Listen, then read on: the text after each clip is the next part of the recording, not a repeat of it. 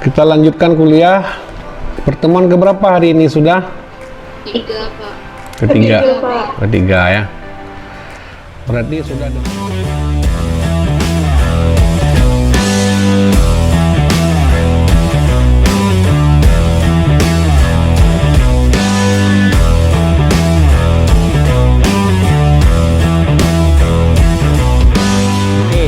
Minggu lalu kita sudah membahas yang berkaitan dengan mulai dari apa kemarin ya, mulai dari dinding sel, kemudian komponen-komponen yang terdapat pada dinding sel ya, seperti noktah terlindung, noktah sederhana ya.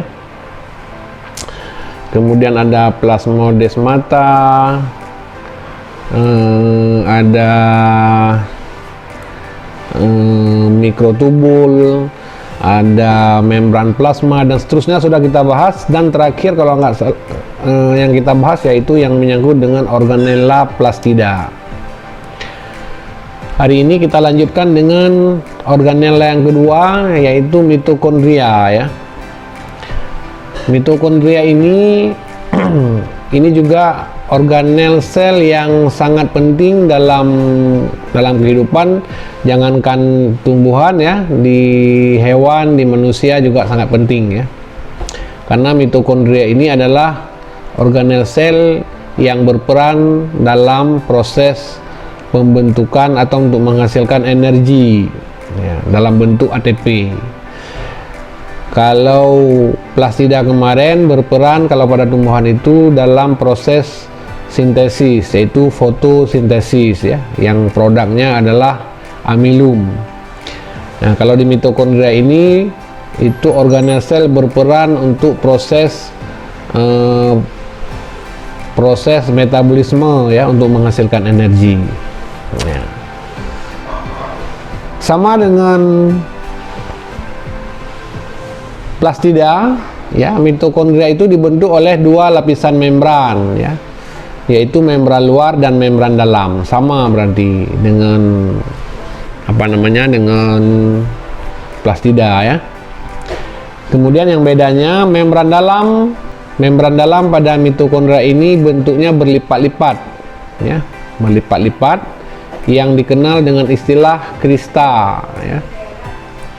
Dan banyak terdapat enzim-enzim yang berperan dalam respirasi sel ya, itu. Bentuk mitokondria oval, manjang, membulat ya, dan berukuran 0,5 sampai 1 milimikron diameter dan 3 milimikron panjang ya. Nah, kira-kira bentuknya seperti ini.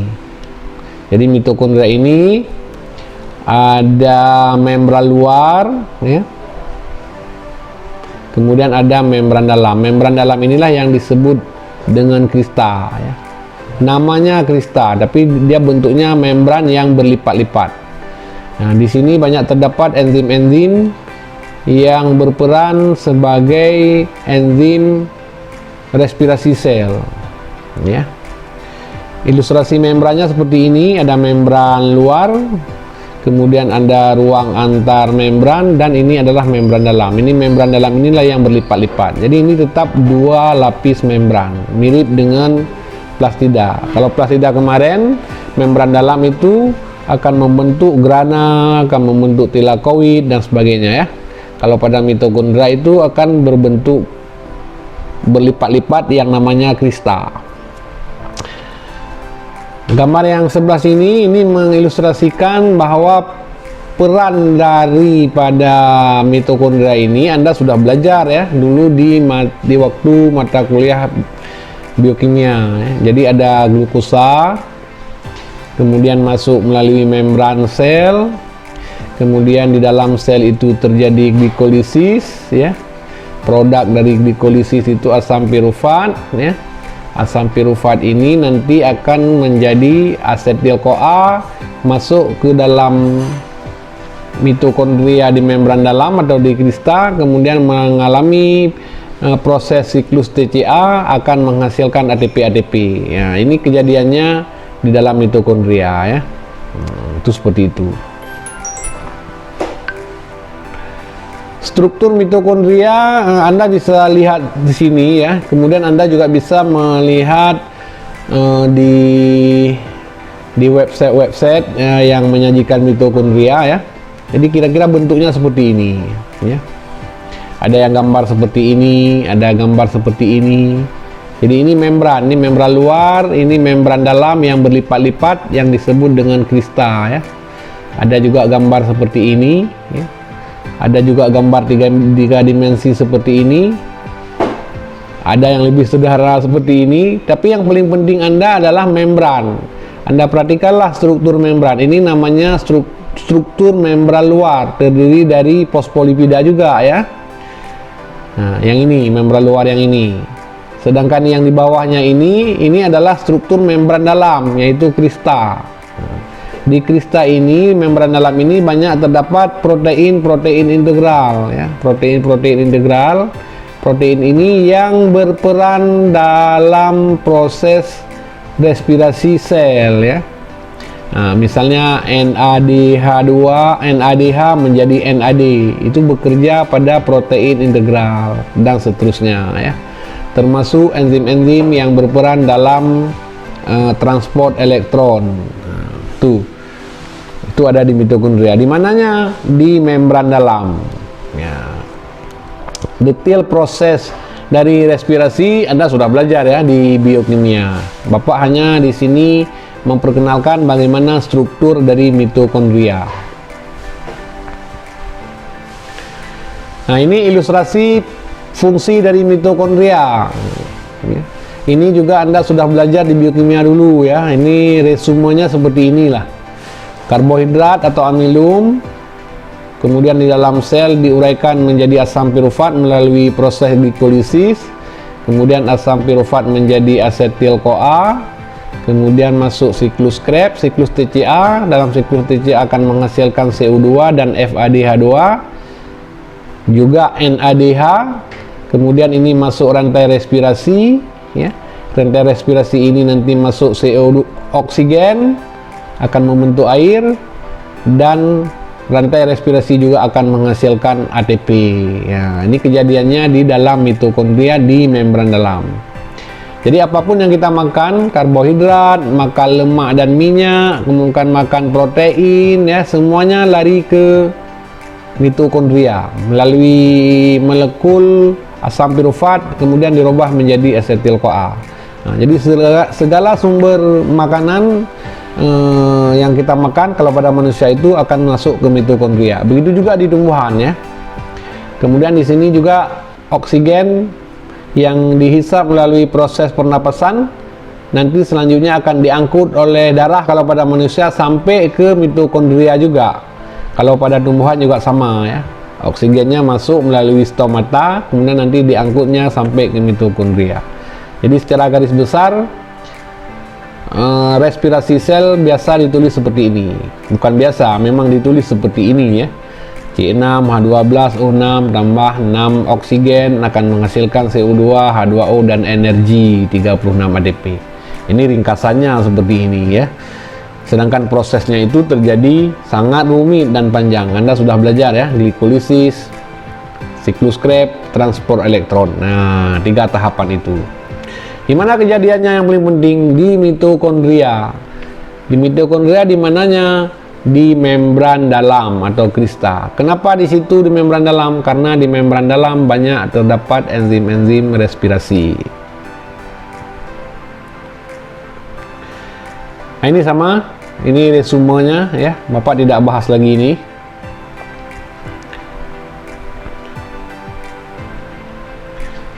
Selanjutnya RE. Ya. RE ini singkatan dari retikulum endoplasma ya. Merupakan struktur yang terdiri dari 2 lapis membran yang membatasi ruang sempit. Nah, ini teorinya ini. Kemudian RE terletak dekat inti. Bentuk RE ada sisterna, ada tubul, ada lembaran ya. Kemudian pada RE banyak terdapat ribosom. Kalau RE banyak terdapat ribosom disebut dengan RE kasar. Bila tidak ada ribosom disebut dengan RE halus ya. Kemudian RE berfungsi sebagai transport intrasel ya, di dalam sel dan sel-sel sekresi.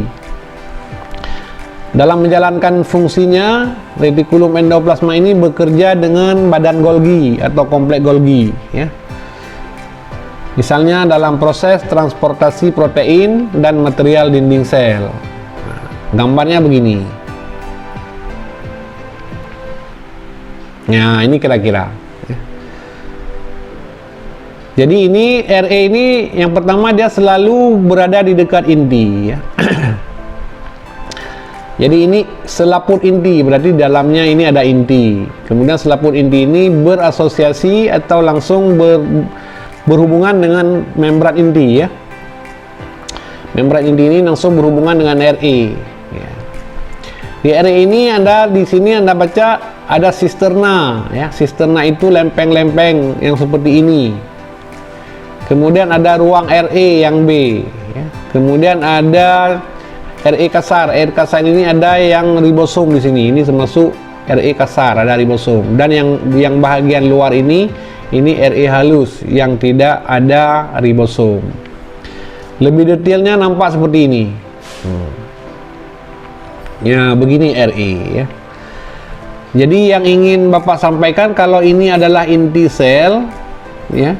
Kemudian ini ada pori daripada inti sel, itu langsung berhubungan dengan RE. Nah, jadi RE ini seperti kertas yang dilipat-lipatnya, kertas yang dilipat-lipat dan saling berhubungan, membentuk ruangan yang saling berhubungan. Ya. Kertas yang dilipat-lipat menjadi ruangan-ruangan yang saling berhubungan. Ya. Ini seperti game ya, seperti main game apa itu, ada pintu masuk, nanti tidak tahu keluar ya, seperti itulah kira-kira. Ini yang disebut dengan rongga ini namanya ruang RE ya. Sedangkan membran-membran yang berlipat-lipat ini itu disebut dengan sisterna ya. Nah, kemudian membran RE ini dibentuk dari apa? Dari membran sel juga, sama membran lipida ya, terdiri dari fosfolipida. Nah, bahagian yang warna agak gelap ini, di sini ada titik-titik ya. Titik-titik ini bukan disengaja dibuat ya, tetapi memang ini menunjukkan titik-titik ini bahwa pada RE itu terdapat ribosom. Ya, terdapat ribosom ya. Sedangkan bahagian yang paling luar yang masih berhubungan dengan RE ini juga, ini RE masih RE juga, tapi tidak ada melekat ribosom. Ini disebut dengan RE halus. Karena yang ini ada ribosom diberi nama dengan RE kasar. Ya, begitu. Jadi kalau ditanya apa beda RE halus dengan RE kasar? RE halus itu RE yang tidak menempel atau melekat ribosom. Sedangkan RE kasar adalah RE yang melekat ribosom banyak. Ilustrasi yang lain seperti ini ya. Jadi ini ada inti sel, kemudian ini ada membran inti, kemudian ada pori inti ya, kemudian langsung berhubungan dengan RE ya. Jadi kira-kira RE seperti inilah. Ruangan-ruangan membran yang berlipat-lipat. Membran yang berlipat-lipat membentuk ruangan-ruangan yang di dalamnya ini banyak enzim ya. Ini yang RE-nya kasar, ini RE halus. Biasanya RE ini kawannya itu adalah Golgi ya, ini Golgi ya. Jadi proses kerjasama dalam sekresi sel. Nah, itu paham ya. Nanti kita diskusi ya. Diskusinya nanti Bapak sampaikan aja dulu nih. Kemudian kawan dari RE itu Golgi ya. Ya, Golgi. Badan Golgi namanya. Atau boleh juga disebut dengan kompleks Golgi. Atau boleh juga disebut dengan diktiosom. Ketiga-tiga nama ini sama, bendanya sama ya. Cuman bendanya sama, namanya yang berbeda. Misalnya Anda mau ngomong diktiosom, boleh. Ada lagi kita mau ngomong misalnya kompleks Golgi, boleh juga. Atau ada yang mau ngomong dengan badan Golgi, ya boleh juga, ketiga-tiganya benar ya. Apa badan Golgi ini? Badan Golgi merupakan tumpukan lempeng sisterna yang pipih ya. Dan setiap sisterna dibatasi satu unit membran halus tanpa ribosom. Ya, itu. Kedua, memiliki dua permukaan, yaitu permukaan cis, permukaan yang berperan menerima vesikula dari RE, ya, karena kerjasama dengan RE. Yang kedua, permukaan trans, yaitu permukaan untuk pembentukan dan pelepasan vesikula. Fungsinya badan Golgi itu adalah dalam proses sintesis dan sekresi sel. Nah, kita pelajari ini ya. Ini namanya badan Golgi atau kompleks Golgi atau diktiosom. Bedanya dengan RE apa kira-kira ya? Kalau badan Golgi ini lempengan membran yang pipih membentuk kantong-kantong RE. Tetapi lempengan membran ini antara lempengan 1 dengan lempengan 2 itu saling terpisah, tidak saling berhubungan ya. Nah, jadi kalau kita lihat ini ada kantong membran 1, kantong membran 2, kantong membran 3, membran 4, membran 5. Nah, jadi seperti itu kantongnya. Dan setiap kantong-kantong membran ini itu tidak saling berhubungan. Beda dengan RE tadi ya. Nah, kalau RE tadi antara satu ruangan ini saling berhubungan. Nah, itu kalau RE ya, saling berhubungan. Tapi kalau Golgi yang ini itu tidak saling berhubungan ya. Tadi pisah-pisah dia. Nah, saling berhubungan, tidak saling berhubungan ya. Nah, jadi ini kalau kita lihat satu badan Golgi ini terdiri dari 5 tumpukan lempeng sisterna namanya ya. Ini tumpukan lempeng sisterna yang pipih ya. Maka setiap sisterna dibatasi oleh unit membran halus tanpa ribosom. Nah, ini maksudnya, ini lempengan sisterna 1, lempengan sisterna 2, 3, 4 sampai 5. Nah, ini disebut satu set ini namanya satu badan Golgi. Ingat ya, kalau ditanya apa beda dengan RE? Beda dengan RE, kalau RE itu lempengan-lempengan sisterna ini saling berhubungan ya. Kalau di Golgi tidak berhubungan. Kemudian tadi ini ada permukaan cis, permukaan trans, kemudian ada permukaan cis. Permukaan cis ini apa? Permukaan yang menerima vesikula dari RE. Kalau kita lihat di sini, nah ini. Jadi RE ini, retikulum endoplasma ini melepaskan vesikula ya di bagian RE halus, bukan di bagian RE kasar. Vesikula ini biasanya terisi enzim-enzim yang disintesis oleh sel. Nah, vesikula ini nanti dia akan bergabung ke badan Golgi. Ya, badan Golgi daerah mana bergabung? Yang daerah tempat penerima vesikula. Ini namanya permukaan cis, ya. Kemudian nanti vesikula ini, enzim yang ada di dalam vesikula ini dia akan diproses kembali di dalam badan Golgi, kemudian diangkut dari satu kantong badan Golgi ke badan Golgi lainnya. Dan akhirnya nanti dibentuk lagi vesikula yang sekarang namanya vesikula badan Golgi ya. Kalau ini adalah vesikula yang berasal dari RE.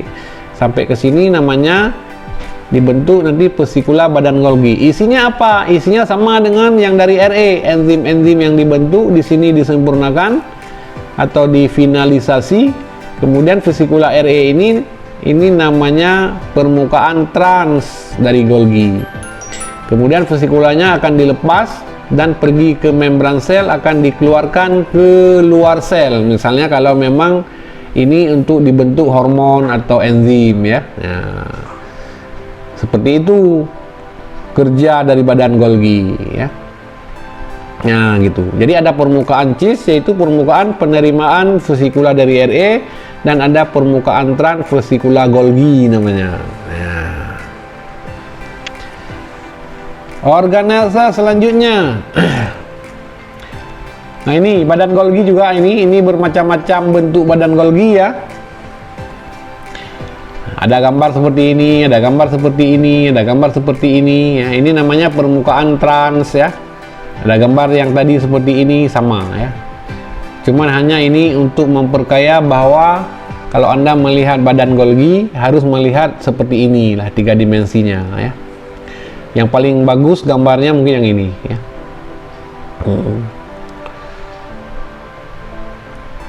Selanjutnya kita bahas mengenai ribosom ya, ribosom.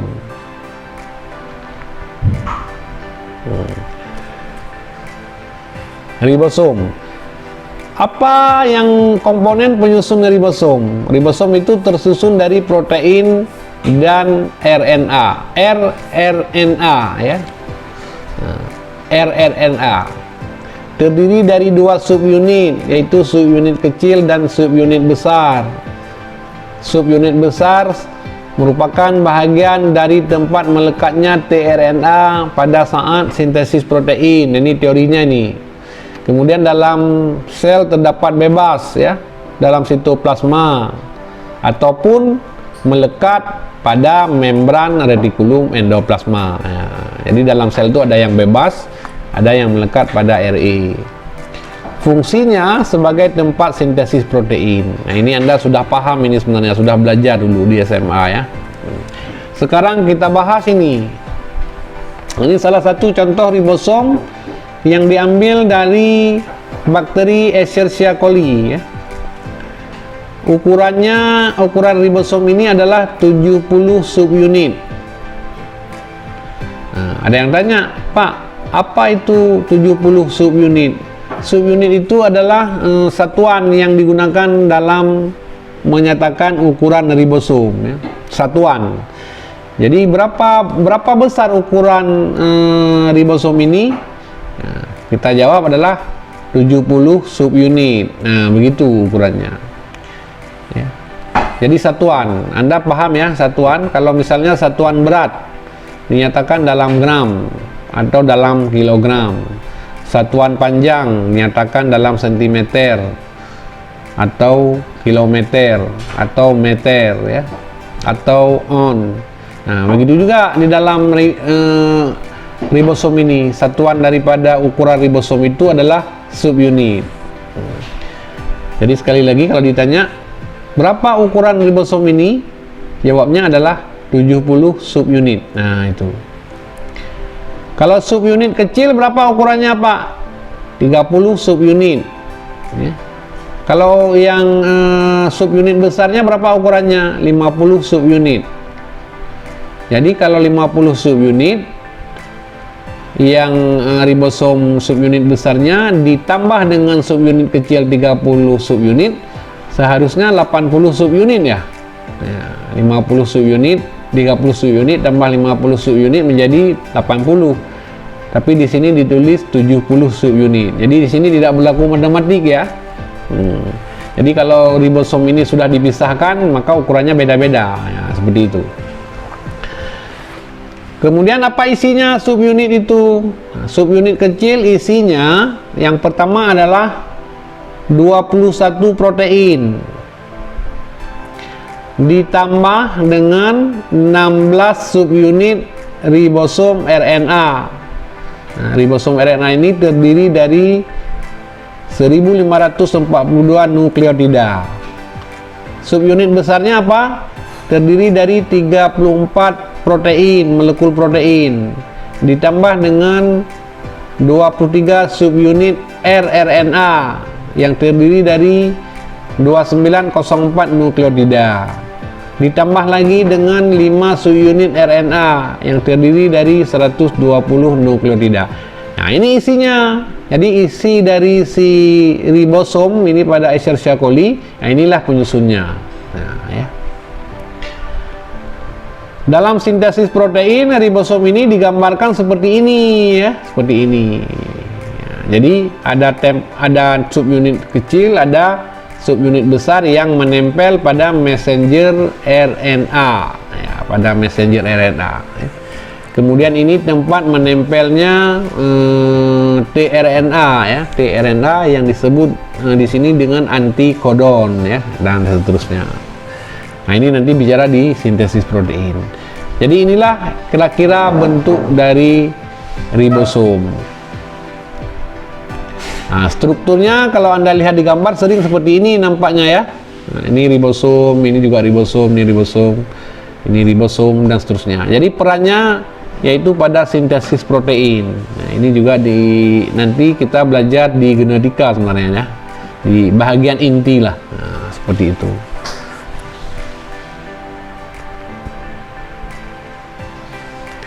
Kemudian ini ada mikrotubul ya.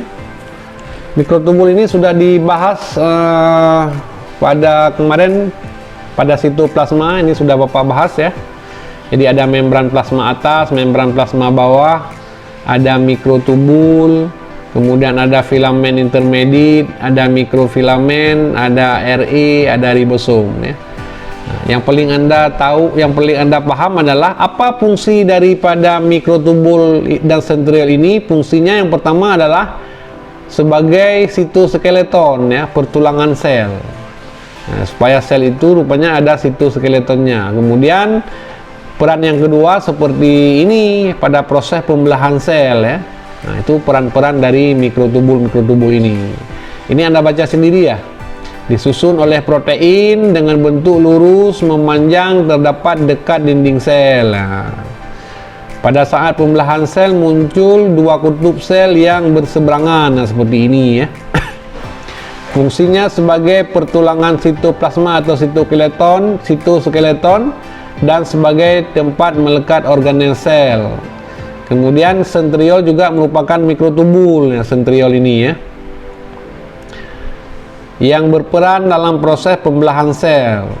Pada saat pembelahan sel, sentriol itu berubah menjadi mikrotubul yang berperan sebagai tempat melekatnya kromosom. Nah, ini yang sering Anda lihat. Nah, ini penting dari mikrotubul ini. Nah, kira-kira mikrotubul nampak dalam membran sel seperti ini ya. Jadi ini ada membran sel, dui lapis lipida, dui lapis fosfolipida ya. Ini lapisan pertama. Kemudian disinilah terdapat mikrotubul tadi. Ya. Daerah ini daerah protoplasma, ini inti, ini membran. Nah, mikrotubulnya ada seperti ini. Itu disebut dengan sistem pertulangan sel ya. Kalau tiga dimensinya nampak kira-kira seperti ini ya. Jadi ini ada membran atas, membran plasma sebelah atas, ini membran plasma sebelah bawah. Nah, ini adalah sistem pertulangan sel. Jadi dalam sel ini tidak bebas organel sel itu tersuspensi di dalam membran plasma, di dalam protoplasma ya, karena dihalangi atau dibatasi oleh mikrotubul ini. Kita lanjutkan tentang inti sel ya. Inti sel ini dibungkus oleh selaput inti. Namanya bahasa latinnya karyoteka ya. Pada selaput inti terdapat pori yang biasanya berhubungan dengan RE yang baru kita bahas tadi ya. Kemudian pori-pori tersebut berperan sebagai sarana transportasi antar sitoplasma dengan inti. Kemudian di bagian dalam selaput inti terdapat cairan inti namanya nukleoplasma, yang di dalamnya tersusun benang-benang kromatin atau DNA ya.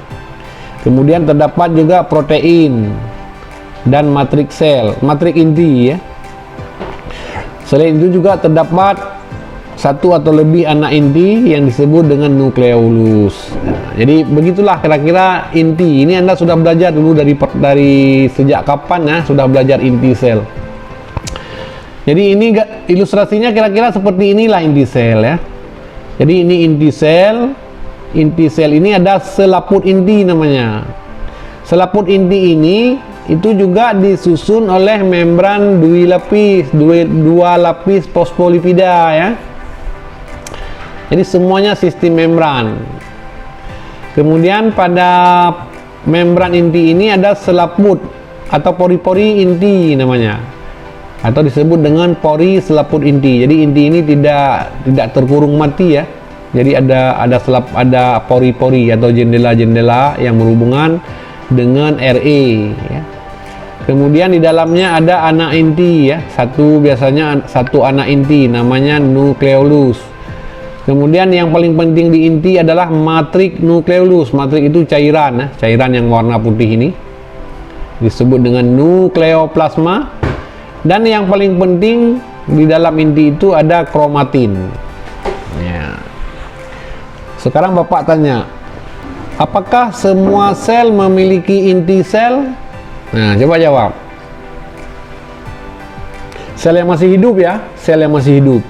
Apakah sel yang masih hidup semuanya memiliki inti sel menurut Anda?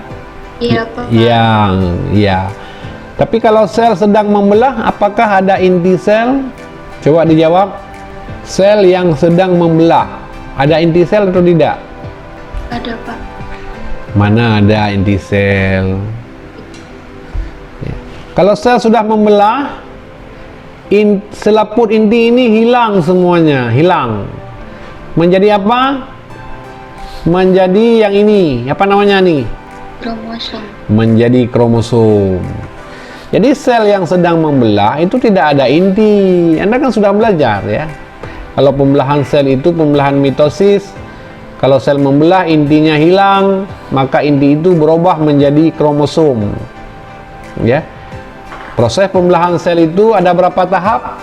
Pembelahan mitosis, siapa masih ingat? Disingkat dengan PMAT. Metafase, anafase, sama telofase. Oke, benar. Profase, metafase, telofase. PMAT, profase, metafase, anafase, telofase. Nah, kalau Anda lihat kromosom di gambar C ini kira-kira pada fase apa dia ya? Fase metafase ya. Anda harus ingat, jangan lupa itu.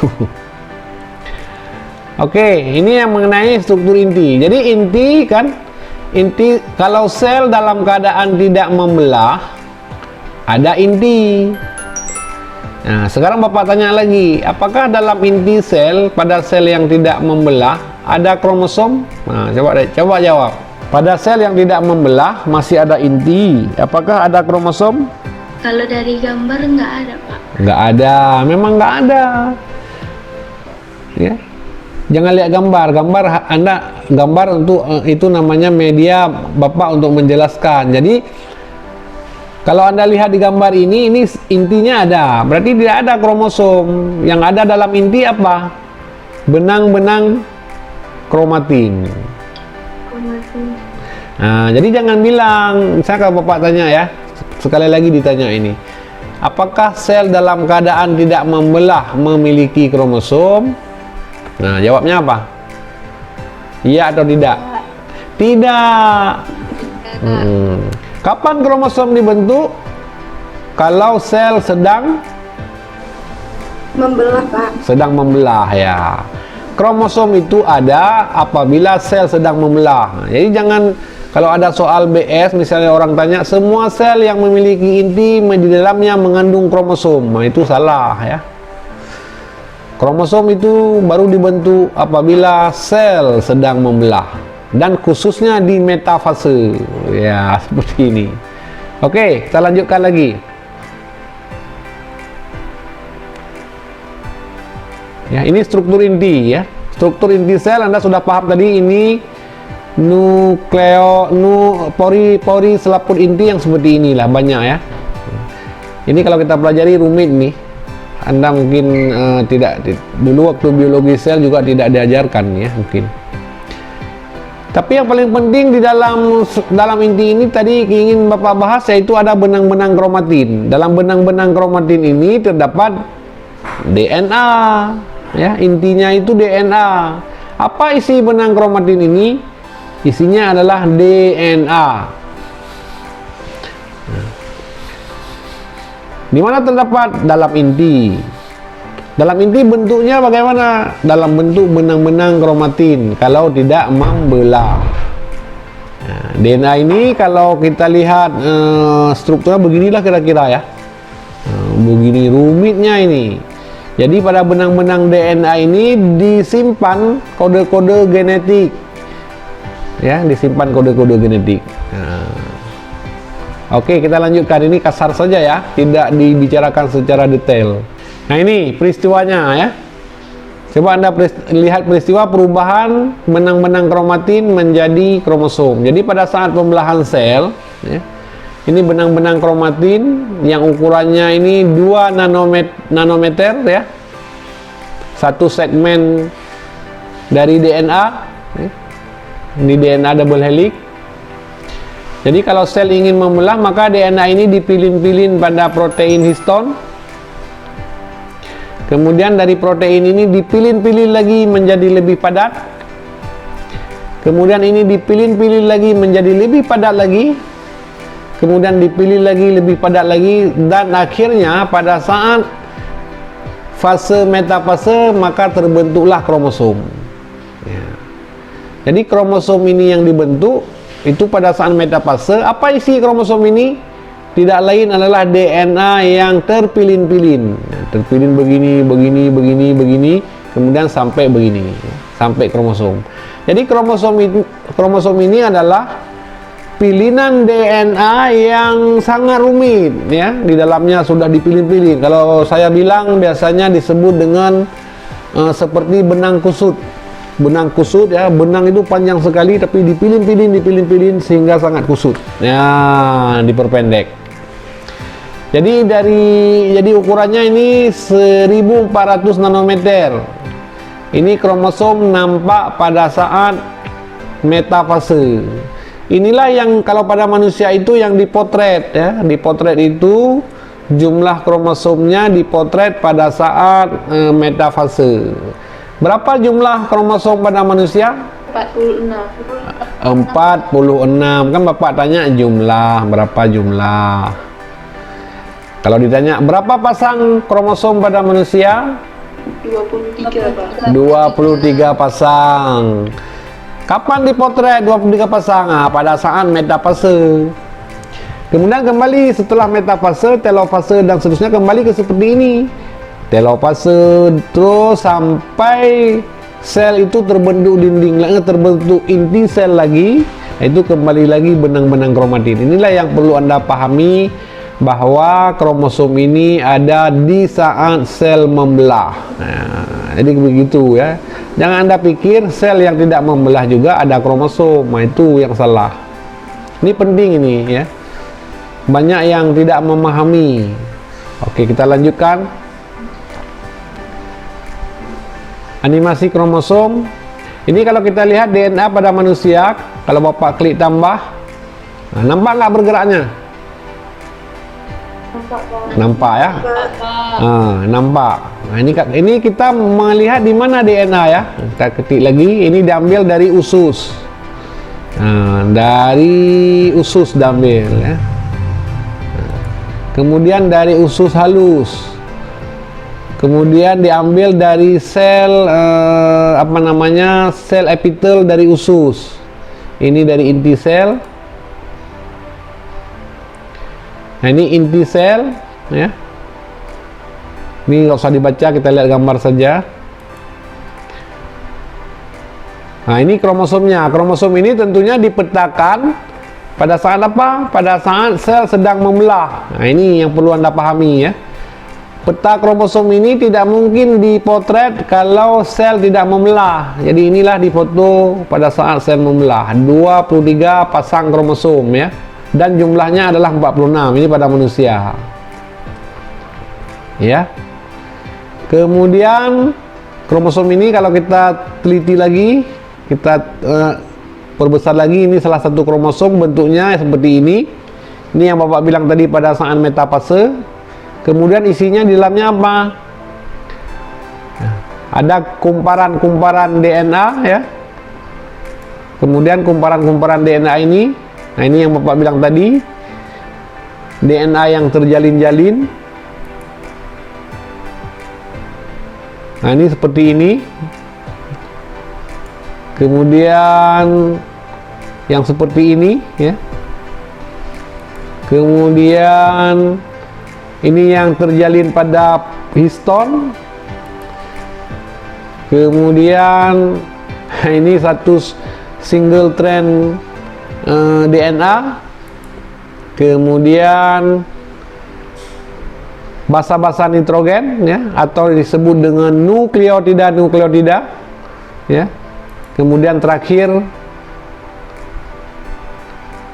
ada fosfat, ada gula deoksiribosa, ada basa nitrogen, dan yang terakhir ada fosfat, ada gula deoksiribosa, basa nitrogen. Jadi begitu kira-kira isi dari inti sel, ya, isi dari kromosom. Cukup rumit. Struktur DNA ini Anda sudah paham sejak SMA, ya. Struktur DNA ini.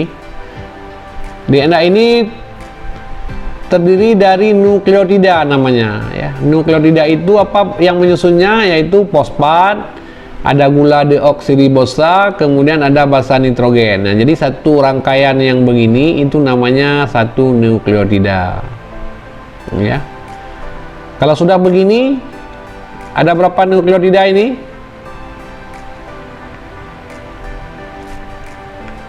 Dua ya Pak. Dua nukleotida, ya. Satu nukleotida, kemudian dua nukleotida. Kemudian kalau yang begini ada berapa nukleotida ini? Ini sudah double helix. 4. Satu nukleotida sebelah kiri, satu nukleotida sebelah kanan. Satu nukleotida sebelah kiri, satu nukleotida sebelah kanan. Ini sudah 4 nukleotida. Nah, sekarang kalau satu segmen ini ada berapa nukleotida? Hitung aja ini basa nitrogennya. 1, 2, 4, 6, 8, 10, 12 dan seterusnya. Jadi kalau double helix begini, satu garis ini disebut dengan dihitung dengan 2 nukleotida. Ya. Kemudian basa-basa nitrogen seperti yang sudah Anda pelajari, yaitu ada kelompok purin, yaitu guanin, adenin. Kelompok pirimidin adalah sitosin dan timin. Beda strukturnya kira-kira seperti ini, ya. Ini tidak dibahas, nanti Anda belajar di genetika. Kemudian pasangan basa nitrogen selalu berpasangan guanin dengan sitosin, ya. Kemudian timin dengan adenin. Nah, ya. Kemudian inti sel habis, ya. Inti sel habis. Sekarang kita masuk ke organel sel yang selanjutnya, yaitu vakuola. Vakuola itu merupakan ruang dalam sel yang dibatasi membran. Jadi vakuola juga dibatasi membran. Membran vakuola namanya tonoplas, ya. Isi dari vakuola itu cairan, ya. Cairan vakuola. Kemudian pada sel yang masih muda atau embrionik, vakuola berukuran kecil-kecil dan jumlahnya banyak, ya. Kemudian pada sel yang dewasa, sebahagian besar volume sel ditempati oleh vakuola. Fungsi vakuola adalah mengatur kandungan air dalam sel dan tingkat salinitas. Kemudian berfungsi juga tempat penimbunan sementara hasil metabolit, juga sebagai tempat penimbunan garam-garam organik seperti garam oksalat, ya. Sel itu juga berfungsi sebagai tempat penghancuran senyawa-senyawa tertentu oleh enzim hidrolase. Ya, itu fungsi vakuola. Cairan vakuola mengandung berbagai macam zat organik dan anorganik, ya, tergantung dari jenis sel. Contohnya apa? Ada gula, ada protein, ada asam organik, tanin, pigmen, dan bermacam-macam, ya. Khusus untuk vakuola yang mengandung kristal protein disebut dengan aleuron, seperti pada biji-bijian. Nah, ini konsep vakuola, ya. Dan ini Anda harus baca sendiri. Jadi bentuk vakuola kira-kira seperti ini, ya. Kalau pada sel yang masih muda, vakuolanya itu kecil-kecil banyak, ya, seperti ini. Kemudian seiring dengan pertumbuhan sel, maka vakuola pun semakin besar, ya. Jadi kalau sel yang sudah dewasa, biasanya sel yang sudah dewasa dan masih hidup, itu seluruh komponen sel ini hampir 80% isinya vakuola. Sel yang sudah dewasa, sebagian besar isinya adalah vakuola. Jadi kalau sitoplasma di mana Pak? Kalau pada sel yang sudah dewasa, sitoplasma ada di pinggir-pinggir. Nah, di pinggir-pinggir sudah kejepit ya. Di pinggir-pinggir sel disitulah terdapat sitoplasmanya. Nah, sedangkan yang isinya sebagian besar adalah vakuola. Isi vakuola apa? Yang tadi ya, sebagian besar adalah cairan. Membran dari sitoplasma, membran dari vakuola ini disebut dengan tonoplas. Ya, seperti itulah ya. Selanjutnya zat ergastik. Zat ergastik apa? Zat ergastik adalah senyawa hasil metabolit yang disimpan dalam sel yang tergolong ke dalam zat ergastik. Misalnya ada pati, ada disimpan dalam amiloplas, ini sudah kita bicarakan kemarin. Ada inulin, ada protein ya, kemudian ada lipida dan seterusnya, ada kristal garam ya. Itu semuanya tersimpan di dalam vakuola sel ya.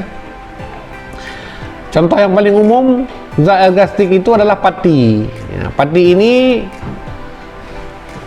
amilum yang masih cair ya, amilum yang masih cair. Jadi kalau praktikum nanti Anda melakukan praktikum, boleh Anda ambil misalnya pati kentang ya. Jadi kalau ada kentang dipotong, kita tusuk-tusuk, kemudian kita peras airnya, nanti nampak pati kentang itu bentuknya seperti ini. Kentang yang seperti ini dah, seperti ini. Kalau kacang-kacangan seperti ini ya. Kalau pada jagung, pati jagung seperti ini. Kemudian kalau pati beras yang sudah dewasa, yang sudah jadi beras ya, tepung, itu seperti ini. Dan pada gandum seperti ini ya. Jadi ini adalah satu molekul pati ya. Nah, sekarang bahagian-bahagiannya yang kalau kita bahas apa Pak? Bahagian-bahagiannya yang di tengah-tengah ini namanya hilus ya. Ini hilus. Apa itu hilus? Hilus adalah lembaran-lembaran amilum yang pertama dibentuk.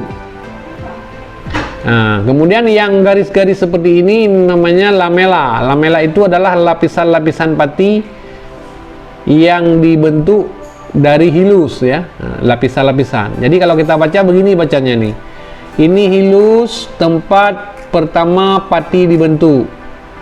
Lalu lamela ini apa isinya Pak? Lamela ini adalah amilumnya ya. Amilum ini satu lapisan amilum, ini lapisan yang kedua, ini lapisan yang ketiga, lapisan yang keempat, dan seterusnya sampai ke tengah, atau dari tengah sampai keluar. Ini namanya lapisan-lapisan amilum, itu disebut dengan lamela.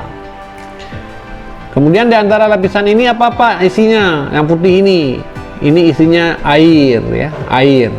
Jadi keorientasi amilum seperti ini. Apa itu amilum Pak? Amilum itu poli alfa glukosa ya, amilum. Termasuk golongan polisakarida. Nah, itu. Oke. Cuman dalam praktikum nanti Anda harus paham bentuknya ini ya.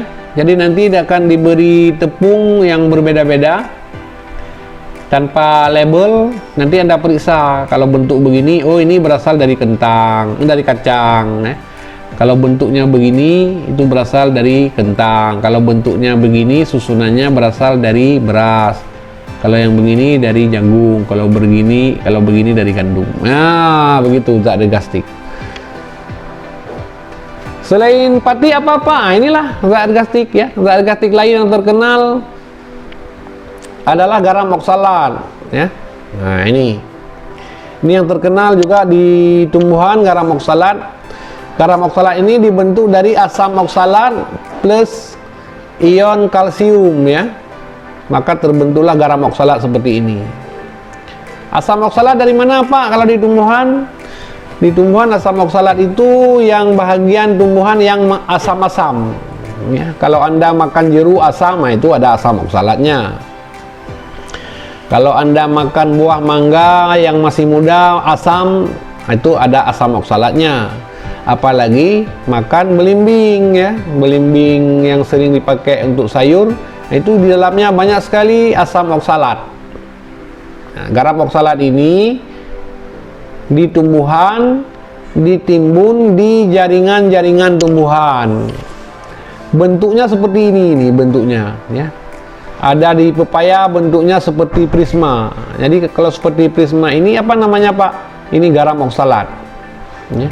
Ada yang berbentuk seperti duri, ada yang berbentuk seperti jarum, seperti rafida. Nah, ini rafida ini banyak terdapat pada tanaman sayur bayam, banyak terdapat pada sayur paku ya, sayur paku.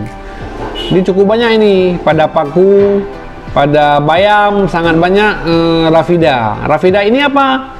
Rafida ini adalah garam oksalat. Dibentuk dari mana? Dari asam oksalat bergabung dengan kalsium.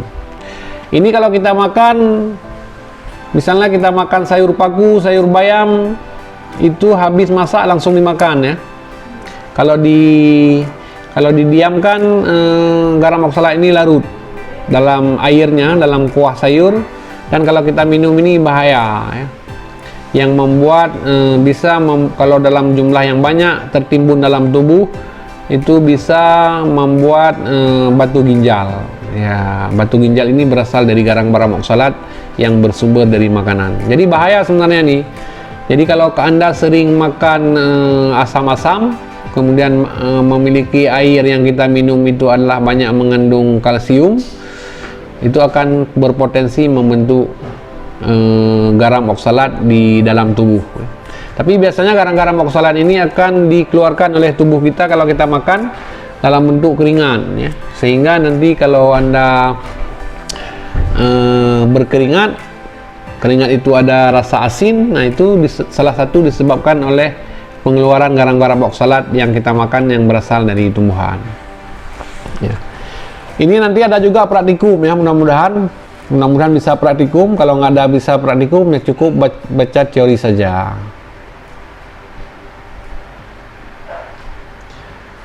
Sekian dan terima kasih.